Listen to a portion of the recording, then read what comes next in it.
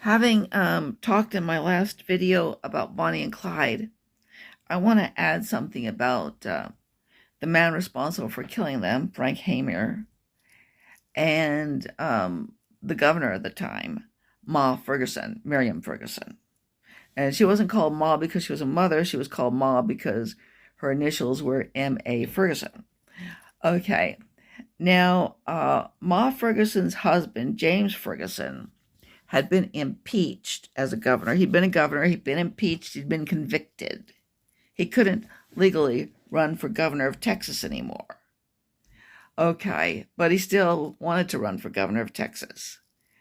So what he did was he had his wife run as a kind of stand-in candidate.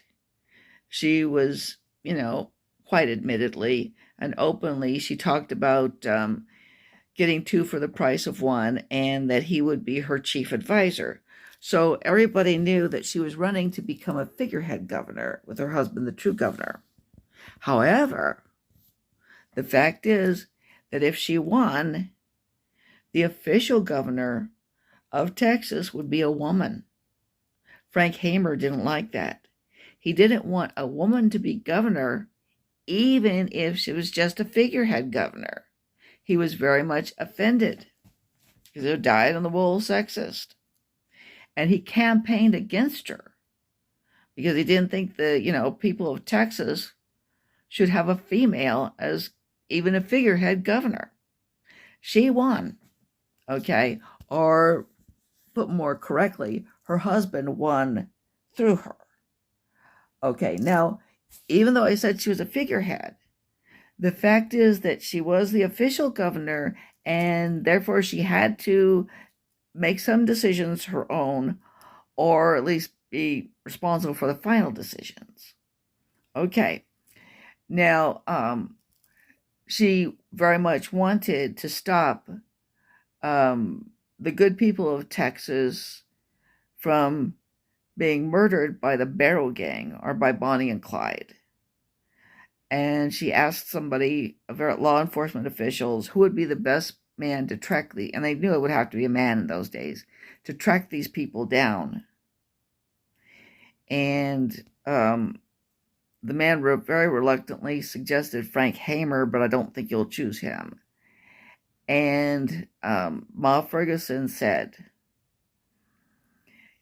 I want these killers off the streets. If Frank Hamer is the best man for the job, he's got it. So yes, he came out of retirement in order to track down Bonnie and Clyde.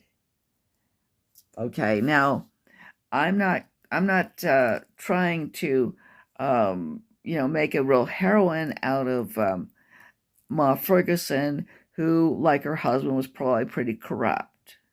But in this one case, she showed true statesmanship, or in this case, stateswomanship. She overcame her bad feeling towards this man for the greater good, for the good of the people of Texas. And that is a very, very great feather in her cap. Okay.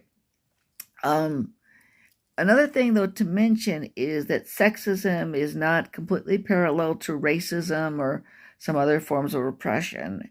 And one way is shown by the fact that the men in that posse were kind of upset about the fact that there was a very good likelihood that they would have to kill Bonnie Parker unless, Bonnie and Clyde surrendered, which was very unlikely.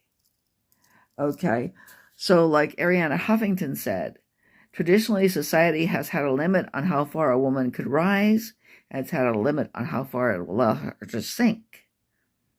Okay, and but Bonnie Parker did, of course, throw her lot with Clyde Barrow.